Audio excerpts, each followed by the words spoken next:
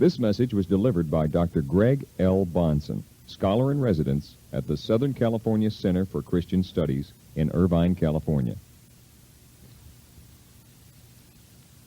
Begin by discussing the development of a worldview. The development of a worldview. Or, to put it another way, what is philosophy all about? A lot of people are intimidated when they hear the word philosophy because, philosophers sometimes sound so academic and abstract that they at least like to give the impression that they're intellectual, and they use a vocabulary that can be intimidating, and so people are often put off by philosophy. In fact, if you say, now we're going to study the philosophy of this or that, most people just kind of, they click off upstairs. They say, well, that's the end of it for me. I'm not into philosophy. I'm not abstract and so forth. And as long as that is your conception of philosophy, or that's your attitude and your response to philosophy, it's doubtful that you'll be effective as a defender of the faith. Because the defense of the faith requires you to be basically a better philosopher than the unbeliever. Now, does that mean you have to stop everything and go back to school and get a philosophy major? No, by no means. But if you don't stop to think philosophically about what's going on in the dispute between the believer and the unbeliever, I think you'll probably be swamped in the argument. Your best hope as an apologist, if you refuse to think philosophically, is to run into people who are always dumber than you. But if you'll study philosophy, you'll be able to talk to anybody, provide an answer from the faith to anybody who asks you. That doesn't mean you're going to be able to keep up with a PhD in philosophy in terms of vocabulary and all that. But if you know what the issues are and what you're looking to accomplish, all you have to do is go slow and say, please explain that to me, and you'll be able to save the conversation and not be worried that he sandbagged you or you're not able to finally surmount what he is saying.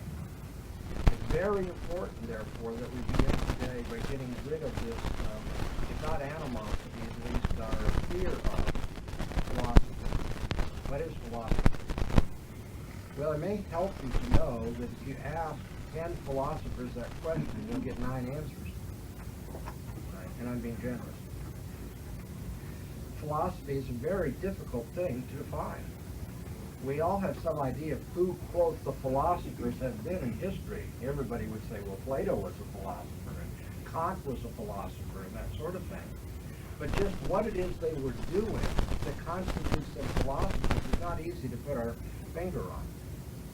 In my own estimation, philosophy amounts to 2 basic functions that we perform intellectually. The first is a critical function. To think philosophically is to cross-examine the most basic assumptions of our thought. Not everybody shares those same basic assumptions, at least in outward profession. And you become philosophical when you start saying, well, now, why do you believe that? And how is this conviction supported by that conviction? You start asking critical or analytical questions. That's part of the philosopher's task. But the philosopher's task is not simply to be a pain, going around asking questions that people can't answer and embarrassing them because of their contradictions.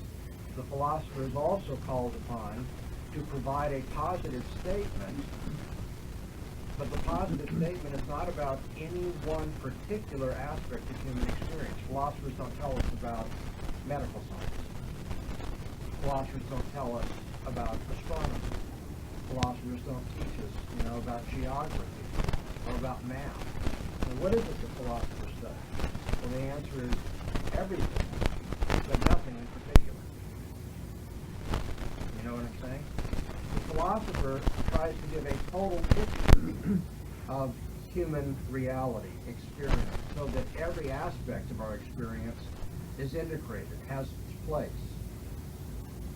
And so you have the critical or analytical function of the philosopher, which is to cross-examine basic assumptions.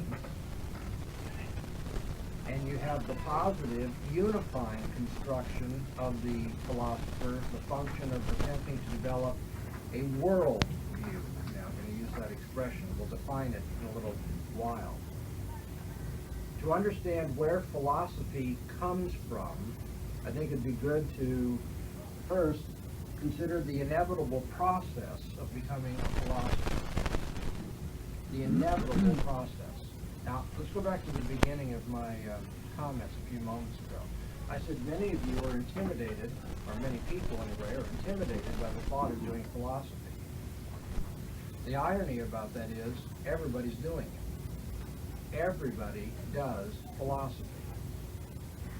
That isn't to say everybody does it well. That isn't to say everybody does it self-consciously. That isn't to say everybody does it professionally.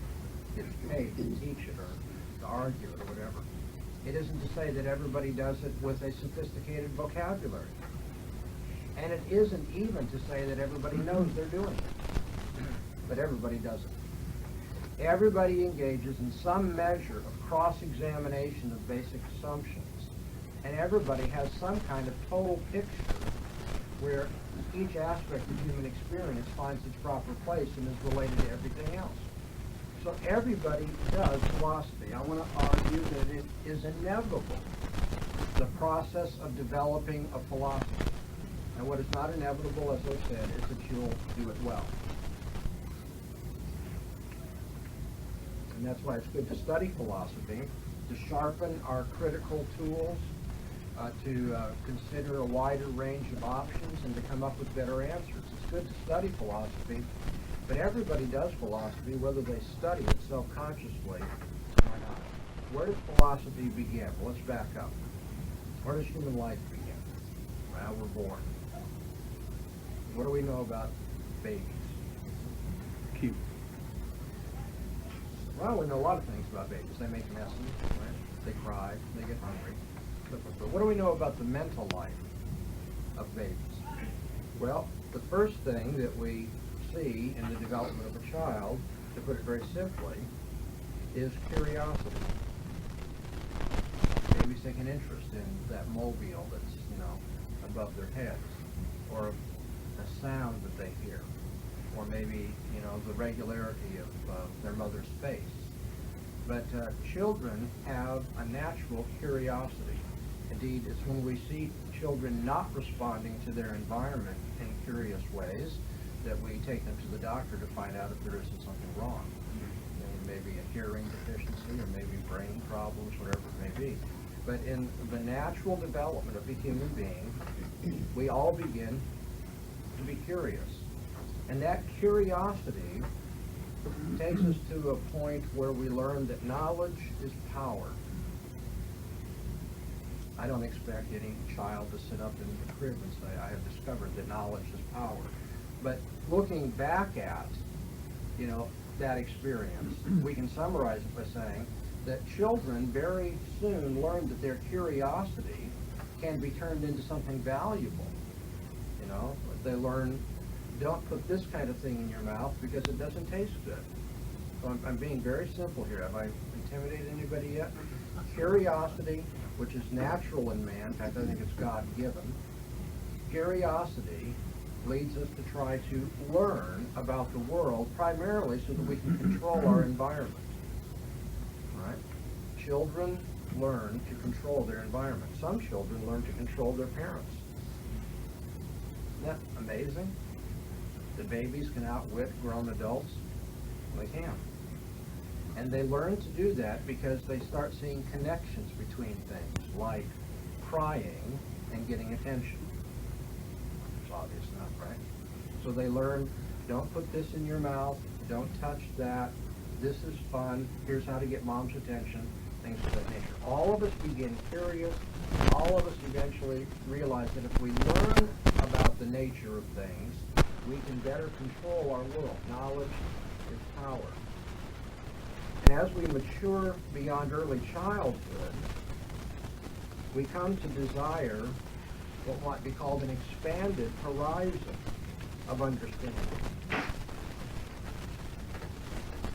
As I raised my own children, it was, every age has its own glory and joy, I realized, but it was so much fun to see them move from that undifferentiated interest how do I control my environment, to just wanting to learn about things beyond, to gain a broader horizon.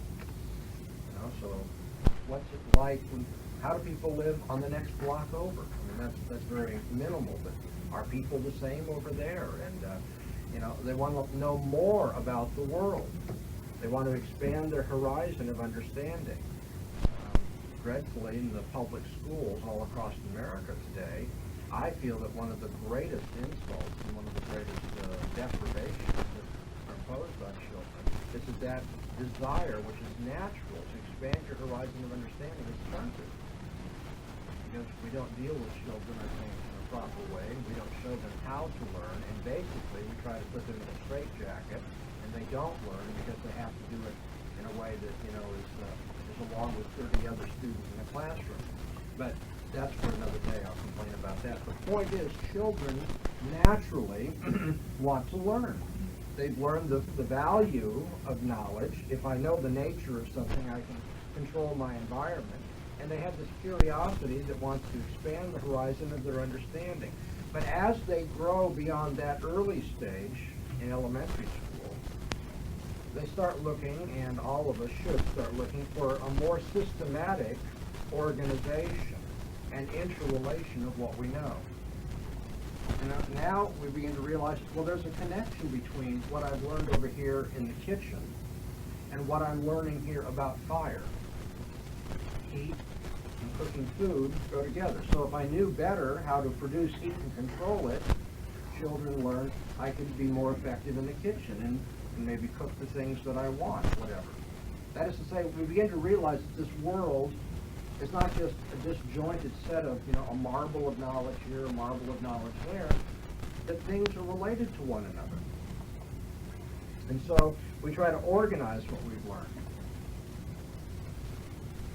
And as we organize what we learn, especially in the higher grades and as we go off to university, we engage in disciplined inquiry about a particular aspect of human experience. A disciplined inquiry. Now it's not just curiosity developing and amassing information and trying to relate it to other things, but now we're going to have a method of learning. And now we're going to organize things, and we're going to try to systematize what we learn. So what we learn about physics has a bearing on what we learn in biology, and what we learn in physics and biology has a bearing on how we understand man and man's behavior. So we now are engaged in a kind of disciplined inquiry, asking what are the appropriate methods for learning, and what are the rules by which we apply what we know. And as we ask those kinds of questions, we seek general laws that govern our phenomena. Now we want to know not just is water, something that satisfies my thirst? Is the water hot or cold? Is the water, whatever. Well, we ask, what is water? And when we find out that it's H2O, has 2 hydrogen molecules for every oxygen molecule, then we know something about its relationship to other things that also have hydrogen or oxygen in them, and other elements. And so general laws are developed to govern the phenomena. This is what we might call natural laws. We try to look for the laws of physics and the laws of chemistry. And these laws help us not only to explain what happens in our experience, but to predict what will happen in our experience. It gives us a measure of control over our environment. There's really a continuity between the child in the crib, you see, who's looking for control over his environment, and the scientist who's trying to control his environment by sending a rocket to the moon or whatever. The difference between the two is not one of kind. The difference is one of degree. Now, do you understand that? Anybody intimidated yet?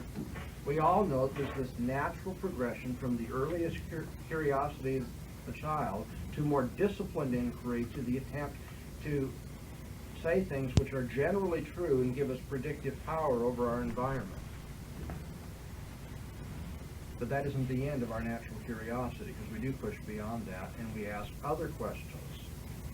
Eventually we face more fundamental questions about this disciplined inquiry and the outcome of our study of the natural world and of ourselves. We ask questions about How do all these things relate to one another, and why do they relate to one another? And how do I put together what I know about my own experience and about human life with what I've learned about the natural world? That doesn't seem like a difficult question or even a particularly relevant question when you're just specifically talking about the composition of water and, and how there's blood in your finger. I mean, that is a call for a lot of explanations. But what else do I know about myself? I know that I make decisions. Sometimes I don't live up to the commitments that I've made. Sometimes the decisions I've made conflict with other people. I know that there's this element of contingency or freedom and creativity about me, and yet I don't see that in the natural world. I see the natural world operating in a fairly uniform, predictable way. Now that naturally raises the question, am I part of the natural world, which operates in this uniform way, or is the reality that I'm in fact free and I make the decisions that I do, and I'm a creative, personal kind of entity? Now when we start asking questions like that, and by the way, many people get discouraged at this point because it's so hard, and they say, well, don't worry about it. Well, you do have to worry about it, because in the end, it makes a difference as to how you live in this world, right? Let's say that we find somebody guilty of murdering his wife. Now, should we do anything about that? Most of us would say, well, of course we need to do something about it. This person ought, notice that, ought to be punished. But in a world where there is no ought, there's just the way things happen in a predictable way, ought is really a ridiculous thing to say. And that's why many people argue we shouldn't punish criminals. We may want to reprogram them or try to, re-stimulate them so they have the right connections between this kind of behavior and rewards. But it won't do any good to punish them, because punishment only makes sense if you think there's moral culpability. Moral culpability only makes sense if you believe in human freedom. But in a world where everything is controlled by natural laws, there is no human freedom. So when we push beyond our scientific learning and start asking about how do we connect, how do we relate the various things we know about the world and about ourselves, when we start asking questions like, can we know everything there is to know by natural science? Is what we've learned in natural science reliable? Is it always going to be that way?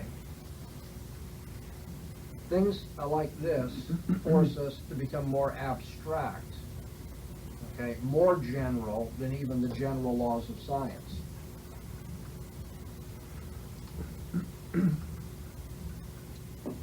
We're going to ask questions about what's real. Are quasars real? Or are they just a way of talking? Is love real, or is that just a way of talking? We're going to ask about what's real. We're going to ask about how we know what we know. Everything that we claim to know relies in large measure on memory. What's memory? What controls memory? Is memory reliable? By the way, can you test the reliability of memory without relying on memory?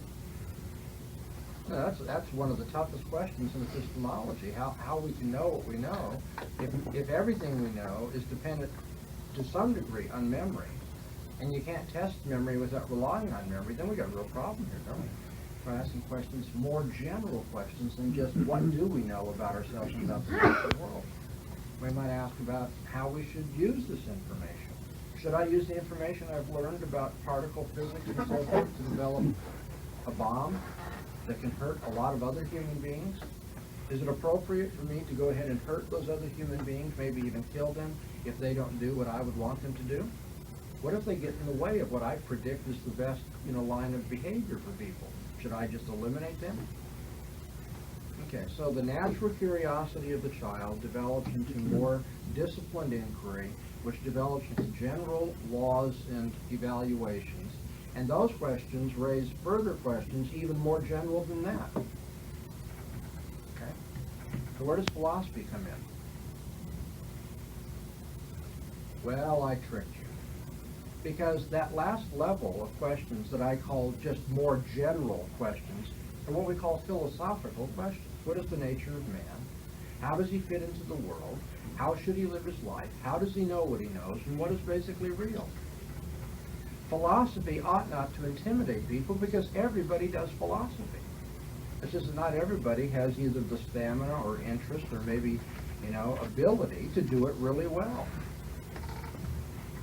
Eventually, we face the fundamental questions which are at the very heart of our thinking, at the very center of our thinking. Those questions that control what we will consider to be real, how we know what we know, and how we should live our lives. And in answering those questions, we are not only trying to be critical and analytical so that we have a reliable foundation for what we believe and what we do, but we're also seeking an overall or general unity among the fragmented items of what we know. That is, we're looking for what might be called an integration point, or a picture by which we can put everything in our experience in its place.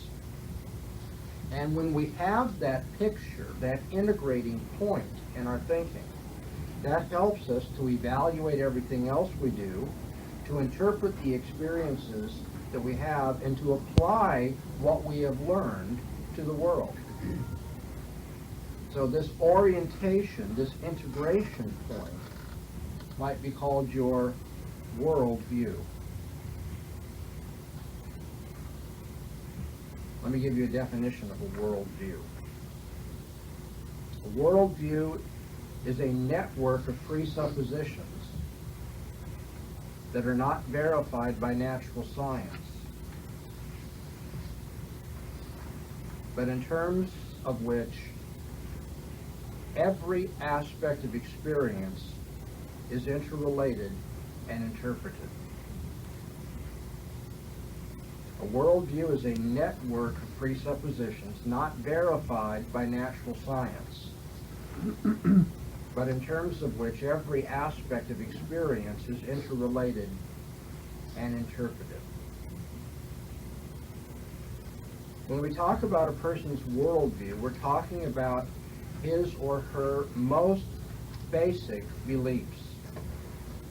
Most basic beliefs. Those which are most foundational, or if you want to use a different image, more central to the web of all the other things that they believe.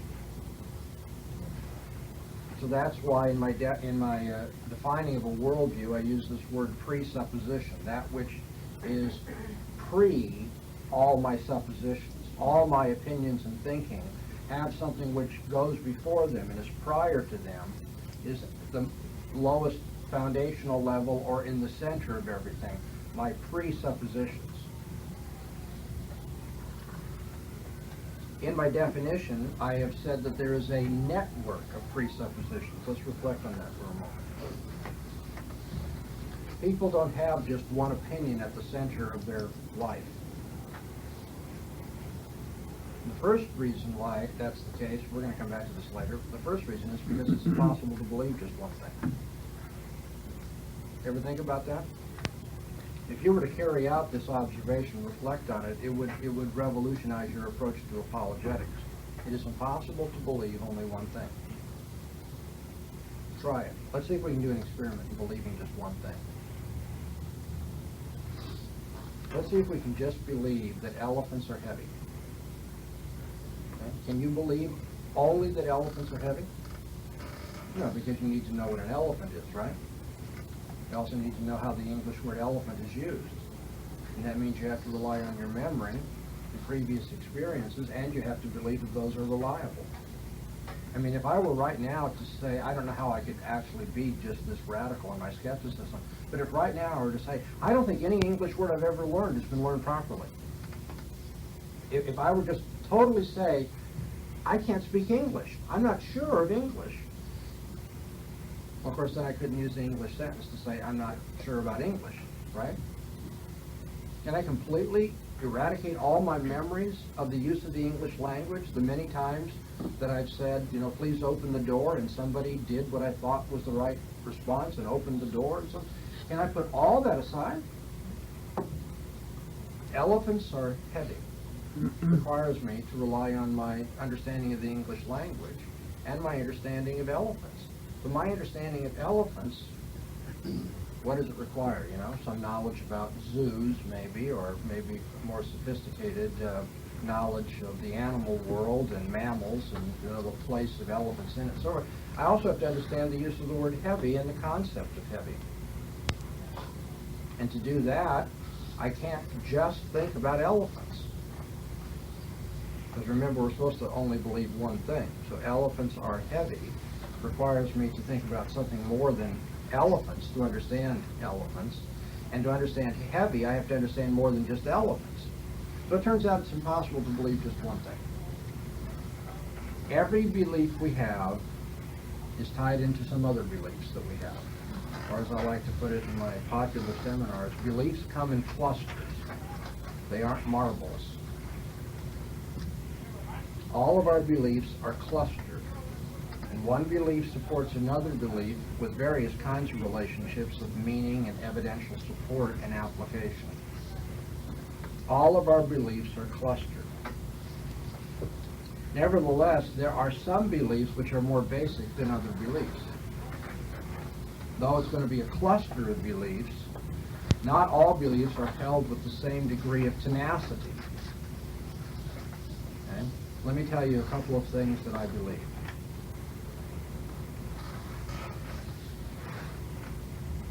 I believe that you can't have a plum that's as big as a pumpkin.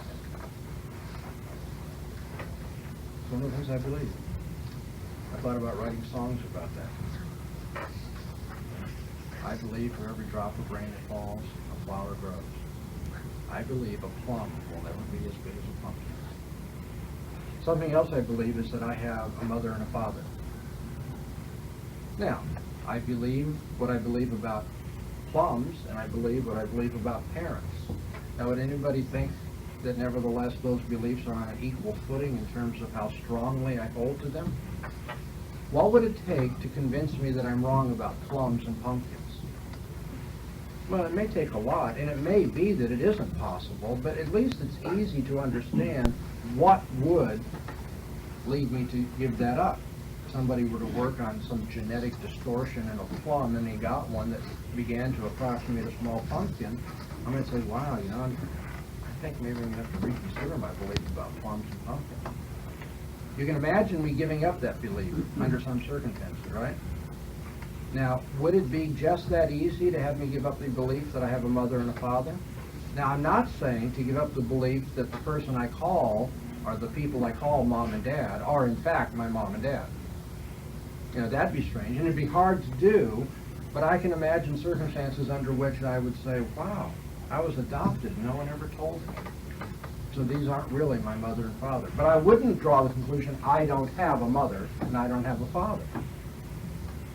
Believing that you have parents, that's something that we believe, is something that's far more basic, if you will, than what we believe about the characteristics of the natural world, plums and pumpkins. So everybody has beliefs. These beliefs come in clusters, and some of those clusters are more authoritative, more tenaciously held onto than others. So there are more basic beliefs. Now, the most basic beliefs we have, those beliefs which are prior to all of our other suppositions, we call our presuppositions. And our presuppositions come in clusters. I've already explained that to you. So in my definition, I say a worldview is a network of presuppositions, plural. By calling it a network, I'm recognizing that clustering effect. But I'm doing more than saying that it's a cluster, because as you know, a cluster of grapes need not be ordered in any particular way. Or whatever order we do see, we don't necessarily think is special or significant in itself. But the cluster of presuppositions that a person holds is networked. That is to say, they are adjusted to each other. They aren't just arbitrarily thrown together. Today, at some point, I'm going to be talking to you about worldview types and various orientations. And you'll see that a certain view of reality never goes with a different view, which is conflicting in character of epistemology. There are only certain kinds of views of reality that fit fit in with a particular view of knowledge and vice versa. And so whenever somebody holds to, well, let's say, the idea that everything we know is based on a particular sensation, you'll find out that that person never holds to a worldview that says there are general things, what are known as universals, that exist. People who have the approach that we can only know our particular sensations never draw the conclusion, nevertheless, there are universal realities. Epistemology and metaphysics go hand in hand, as I've kind of warned you in previous lectures in this course already. So there's a networking effect among our basic cluster of beliefs, our presuppositions. Everybody with me so far? You nod your heads. I told you didn't have to be worried about this. Please turn the cassette over at this time. Okay, so a worldview is a network of presuppositions. What do the presuppositions address? Well, three questions that are really the outline or the divisions of what we call philosophy. Your presuppositions will address the nature of reality. In philosophy, that's called metaphysics, questions about the nature of reality. Your presuppositions will address how you know what you know, your theory of knowledge. Theory of knowledge is epistemology. And then your presuppositions will also address the most fundamental question about what's right and wrong, how we should conduct ourselves, or your ethics. So metaphysics, epistemology, and ethics. Not all of our metaphysical, epistemological, or ethical opinions are at the presuppositional level. I'm not saying that. I am saying, however, that everybody's got a basic cluster of beliefs about reality, knowing, and living. Everybody's got that. And then they develop higher levels and other convictions based on more fundamental convictions. They build out from that. But at the center of everybody's set of beliefs is a network of presuppositions. Now, the next thing in the definition that you want to notice is that these presuppositions are not verified by natural science.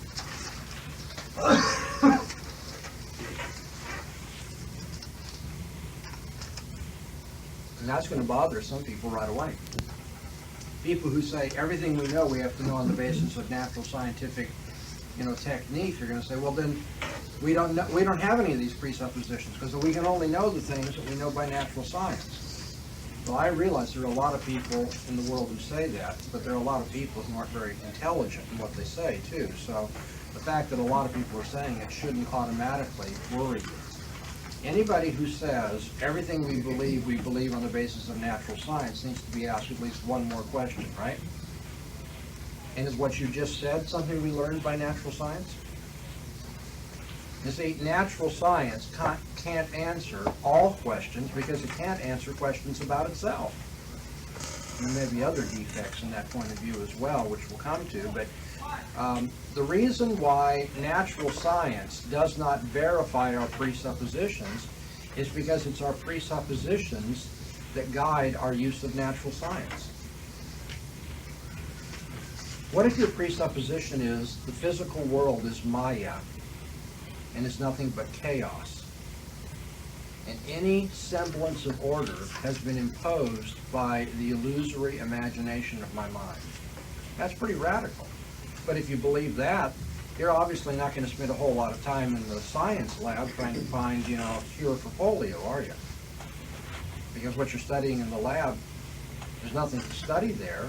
It's all illusion, and whatever you find, you've spun out of your own imagination anyway. So you wouldn't bother to do that. Now, when I use that kind of radical illustration, some people will say, oh yeah, but so what? You can't find people like that. Oh yeah? Have you ever been in the eastern part of the world? There are a lot of people who don't trust our experience that comes through sensation and observation. A lot.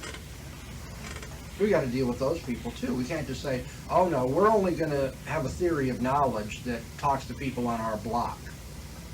people who are in our culture, people who are like us. If you're going to be philosophical, you have to entertain some radical alternatives. And it turns out that natural science itself rests upon certain presuppositions, doesn't it? Certain presuppositions about the reality of the physical world, about the regularity of events in the physical world, about the reliability of my sensing organisms, about the reliability of my memory, the appropriateness of applying my logical theories to the world in which I live, and on and on and on. Now, all I'm trying to point out here is that a person's presuppositions in the nature of the case could not be a matter that's verified by natural science, because natural science has its own presuppositions. Okay? Well, they aren't verified by natural science, which itself depends on presuppositions. Then our most basic presuppositions are held by faith, aren't they? Everybody's got a basic faith.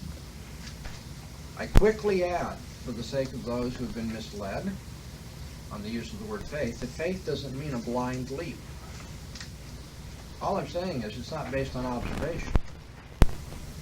But there are a lot of things that we believe that aren't based on observation, right?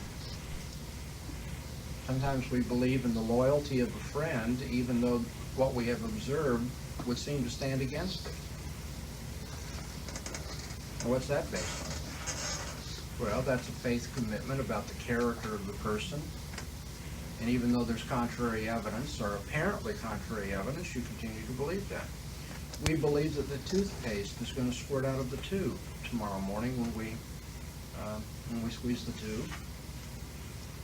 And we say, well, but we have seen that. We've seen it in the past. But what we haven't seen is that the future and the past are connected, to use a figure of speech, that what happens in the future is going to be what's like our experience, that is like our experience in the past. We don't see that.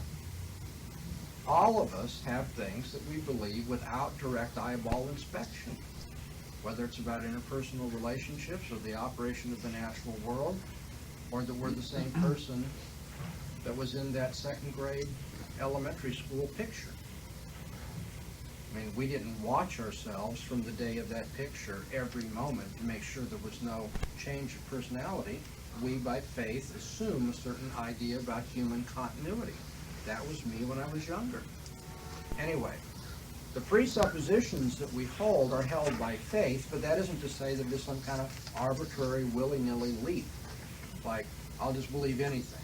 That's what some people think faith is. Faith is just, having this commitment to whatever you want to be committed to, regardless of the evidence. So as long as you don't interpret the word faith in that way, then what I'm saying here is that a worldview is a network of presuppositions held on faith. And by the way, not only is it held on faith, those presuppositions are held religiously.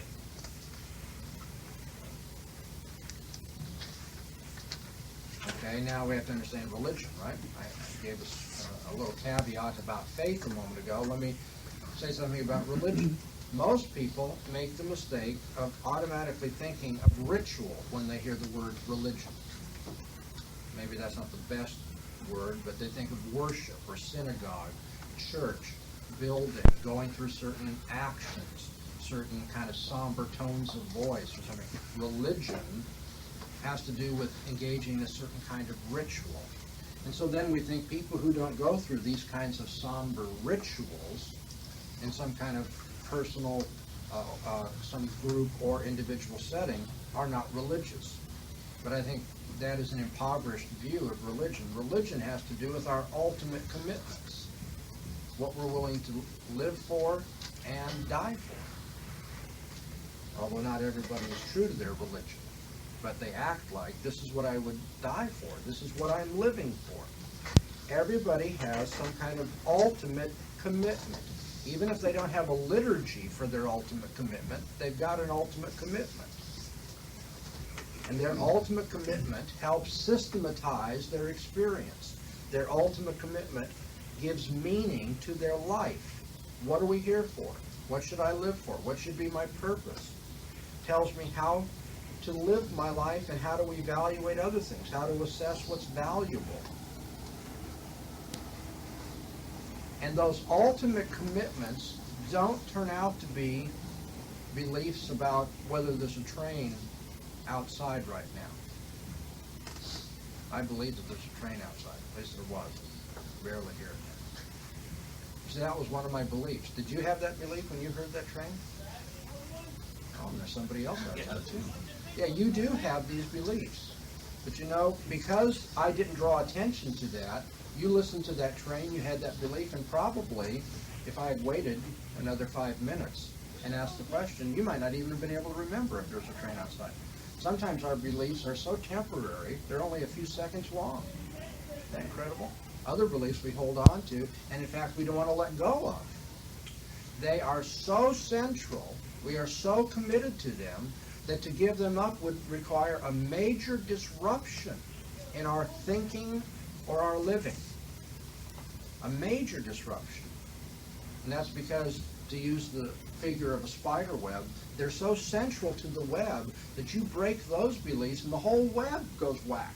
You know, it's just going to mess up your entire life. Now, from what you've learned of human experience, are people generally inclined to allow for their entire lives to be totally disrupted day by day by day by day? I kind of like that, right? Now, like all my relationships to all other people are going to be fundamentally changed today and tomorrow and the next day. And the way in which I see the world and what's real and how I know what I know, well, I'll tell you, who knows what I'll be thinking on Saturday when that rolls around. Nobody likes to do that. It's uncomfortable. It's not only uncomfortable, it's entirely inconvenient. Because now we got to reorganize everything. How many people do you know who go home every day and open all the drawers in their dresser and throw everything out on the floor, pull everything out of their closets and say, let's reorganize? Well, it's probably good to do that occasionally. But once you've done it, what do? You usually sit down and you go, man, I've got that done. I've got years ahead of me before I'm going to change the organization of this house. People don't like to reorganize. They don't like things to be all in upheaval. That's true mentally and intellectually too. And so the most fundamental convictions that we have about life, those things which are our ultimate commitment, we don't like to see them tossed up and down and shaken and so forth and then having to reorganize. And so people hold on to them. Sometimes they hold on to them because they're scared to change their point of view. They don't know what will happen if I give up these things that have helped me organize my life, helped me understand things. And sometimes they're lazy, intellectually lazy. It's easier to say to the preacher who is really pushing me hard about my sin and coming under the judgment of God, it's easier to say, I don't have time for this, than to now have the next few days totally disrupted by wondering, what if I were to die and I have to face God? Am I right? Don't people do this? People are lazy when it comes to their religion. People are scared. And so philosophically, that cluster of beliefs which is networked together, that's at the center of the web of our lives, by which we understand what is real and how we know what we know and how we should live our lives, that cluster is held religiously, tenaciously. It gives meaning to us, and we know we can't negotiate those beliefs without a major disruption, and most of us don't like to reorganize the closet. Boy, what a handful of mixed metaphors. But you all understand what I'm saying here? Okay, so a worldview is a network of presuppositions, and it's not verified by the process of natural science. They're presuppositions held by faith and held religiously. There may not be a liturgy, may not be ritual that goes along with it. There may be. If you're a Hindu at your most basic level, you may go through Hindu rituals, but the ritual is not what defines the worldview. It's the worldview that defines the ritual. So let's just get that straight. Everybody's got a network of basic beliefs, presuppositions, not verified by natural science, and it's in terms of that network of beliefs that every aspect of our experience will now be interrelated and interpreted. How do I tie the various parts of my life together? It's your worldview that's going to help you do that. All right, so you're a university student, and in the morning you go to the psychology class, and there you learn certain things about human nature. Let's say you're in a behavioristic psychology class. The man is but a white rat. Maybe not white, but nevertheless he's a rat. And he's been programmed, he's been stimulated in a certain way that he responds now to the stimulus, and it's almost predictable. If you just knew all the factors, you could actually get people to do what you wanted. So you learn that in the morning, and then in the afternoon you take a poli-sci class, and here the poli-sci instructor is calling for us to rise up against our authoritarian masters who are oppressing us, and to gain human freedom, so we can finally realize the dignity of every human being.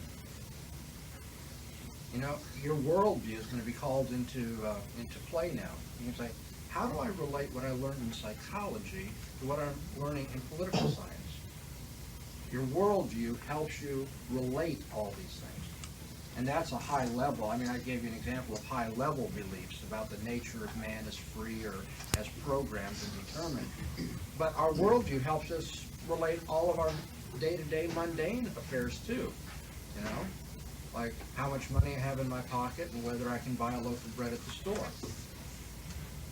It's conceivable to have a worldview that says, well, those aren't related. Why not? Well, because I take what I want. I don't buy it anyway. So you didn't even think about that option, did you? Because you're all Christians. Your worldview said, well, of course, if you don't have the money, you can't buy the bread. But you see, there are some people who really don't draw that connection. In fact, they laugh at people who do. They say, what an unusual way of living. Might makes right, I just take it. And because other people have that strange view, they're going to try to, capture me and punish me if I do it. So I have to kind of get along in this world with the people that have that strange view. That isn't my belief. Your worldview helps you integrate and interpret everything that happens to you. To interpret everything that happens to you. You wake up in the middle of the night and you realize that the reason that you have awakened is because there was a noise. And it's not as though you're now hearing the noise, but have you ever had that experience where it's almost like it's trailing off? It's like, I was just hearing something, and that's why I've been awakened. For some of us, embarrassingly, it was my snoring that I was hearing, and that's what awakened me. Okay, you wake up and you say, what was, that was me. But you wake up in the middle of the night and you say it's not so easy, that you're snoring. You say, what was that noise? How should I interpret what's happened to me? Maybe there are ghosts in the house. Why do some people worry about that and other people don't? To be very honest with you, and I'm not being macho man here, I never worry about ghosts being in my house. There was a time when I did. Now, I didn't worry a lot, but there was a time when I would entertain that question when I was a child, but I don't now. Why? Because my worldview precludes that hypothesis. Since I don't believe in ghosts, I don't worry about ghosts. I don't even, it's not like I say, okay, now, here's the full range of possibilities. Let's start, checking them off. Go do the ghost test. No, not a ghost. I don't even worry about that one. It's not even on the list, Maybe someone's broken into the house, maybe one of my children's sick, so forth. Those are realistic given my worldview. But I interpret my experience on the basis of what my worldview tells me are the possibilities. Right?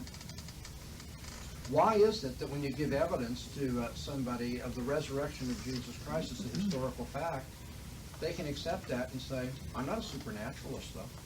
It's because their worldview is naturalistic. So they'll say, well, okay, if that happened, it happened in some natural way, and we don't know what the factors are.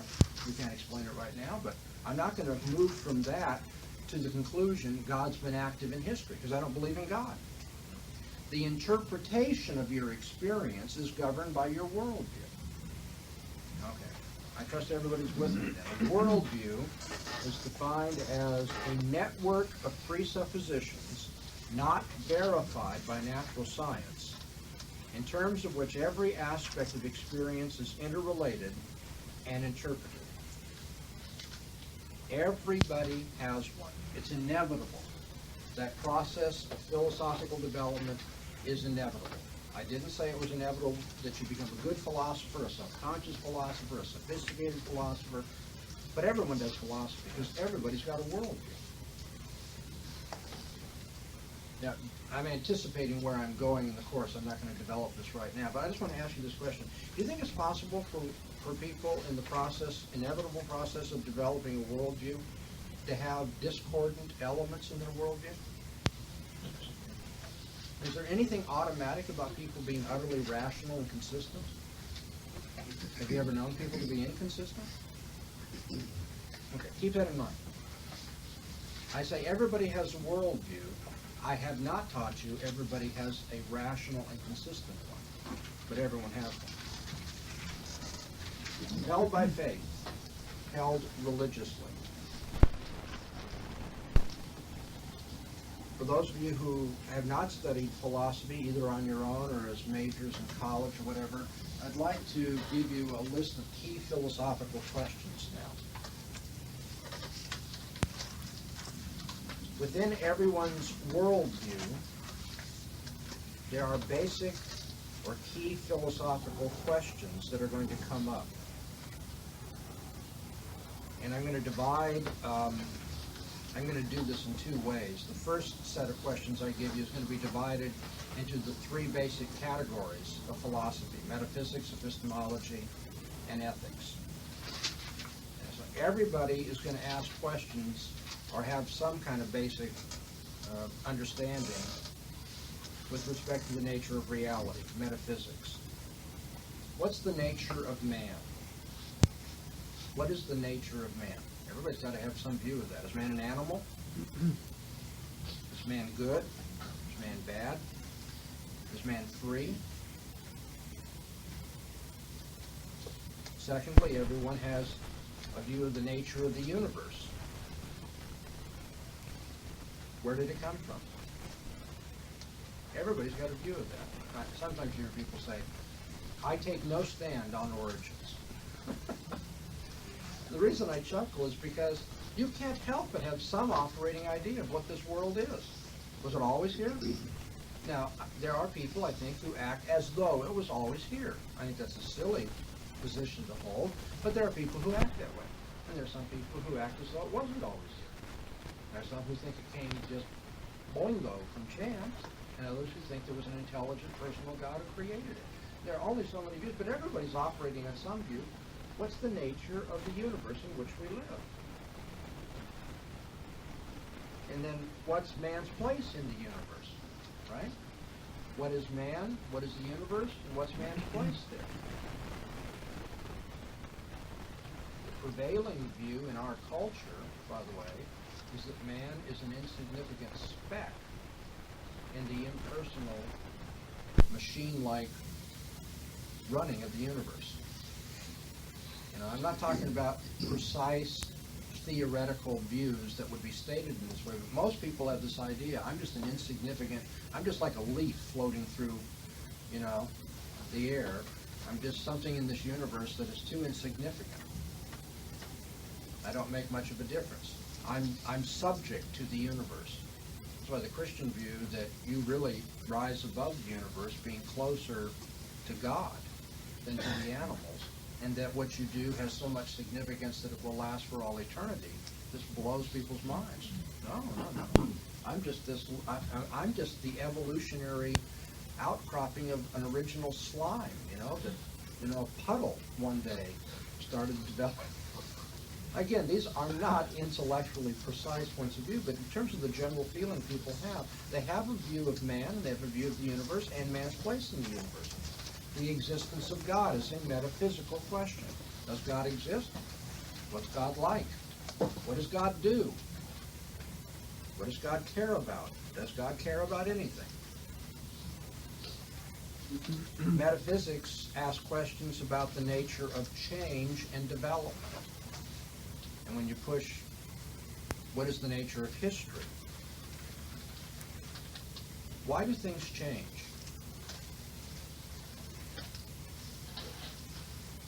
How do things develop? Is development design, or is it random? If it's random, is it development? Why do things change? How do things change? Is it even possible for things to change?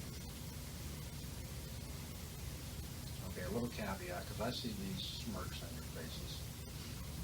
A lot of people think philosophers waste time asking irrelevant questions, like, why do things change and how do things change? We all know things change. Oh, do you? You know that things change? The philosopher was when somebody's so cocksure that they start saying, we can take that for granted. Really?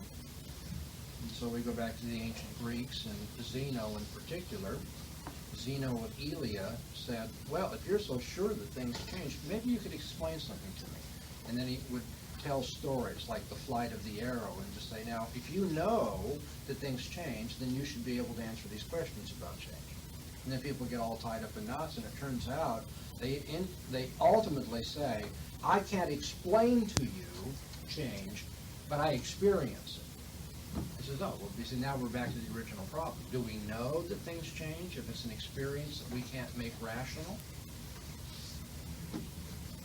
Philosophers seem to waste a lot of time on questions like that don't help you earn a paycheck and raise your children, it seems like. And so many people want to dismiss philosophy. The reason why philosophers ask this question, can we go back to the original just for a moment, is because that natural curiosity with which we all begin in life has developed into a systematic inquiry, a disciplined inquiry, and has led to general laws and so forth about which we have to ask questions. Philosophy by nature is at the abstract end of things.